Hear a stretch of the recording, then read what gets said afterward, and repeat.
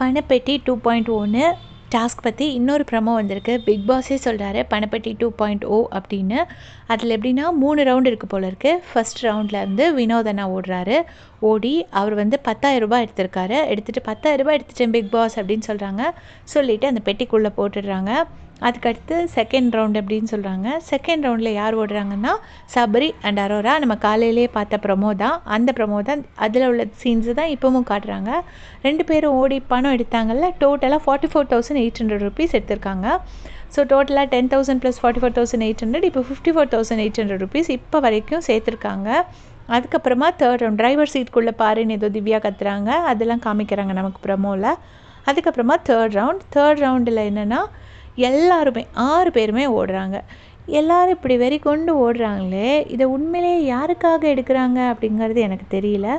மனசுக்குள்ளே இதில் யாராச்சும் ஒருத்தர் நம்ம எடுக்கணும்னு நினச்சிட்டு இருக்காங்களா, இல்லை அடுத்தவங்க எடுத்துகிட்டு ஓடுறதுக்காக இப்படி மாடாக உழைக்கிறாங்களா அப்படிங்கிறது எனக்கு தெரியல. இதில் என்னென்னா இது வந்து வின்னரோட ப்ரைஸ் மணியான்னு கேட்டிருந்தீங்க. இது கண்டிப்பாக வின்னரோட ப்ரைஸ் மணியாக தான் இருக்கும் 99%. ஏன்னா லாஸ்ட்டு சீசனும் இப்படி தான் வின்னரோட ப்ரைஸ் மணியிலேருந்து தான் வந்து எடுத்தாங்க. அந்த சீசனே ஸ்பான்சர் இல்லை, பெரிய அளவுக்கு ஃபண்ட் இல்லை அப்படின்னு சொன்னாங்க. எந்த அளவுக்கு உண்மைன்னு தெரியாது. ஏன்னா விஜேஎஸ் பண்ணுறதுனால கமல் சார் பண்ணாருன்னா நிறைய ஃபண்ட்ஸ் இருக்கும், ஸ்பான்சர்ஸ் இருப்பாங்க அப்படின்னு சொன்னாங்க. போன சீசன்லேயே ஸ்பான்சர் இல்லைன்னா இந்த சீசன்லேயே இருக்க போது. அதனால 99% வந்து வின்னரோட ப்ரைஸ் மணிலேருந்து தான் எடுப்பாங்க.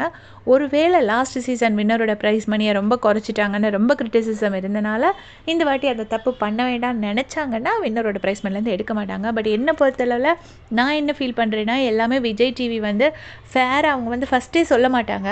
அவங்க வந்து அமைதியாக இருந்துப்பாங்க. அவங்களுக்கு ஏற்ற மாதிரி கண்டஸ்டன்ஸ் வரும்போது அதுக்கு ஏற்ற மாதிரி ரூல்ஸ் சேஞ்ச் பண்ணிக்குவாங்க அப்படிங்கிற மாதிரி தான் எனக்கு தோணுது. இதை பற்றி உங்களுடைய கமெண்ட்ஸ் என்னென்னு மறக்காமல் சொல்லிட்டு போங்க. தேங்க்ஸ் ஃபார் வாட்சிங்.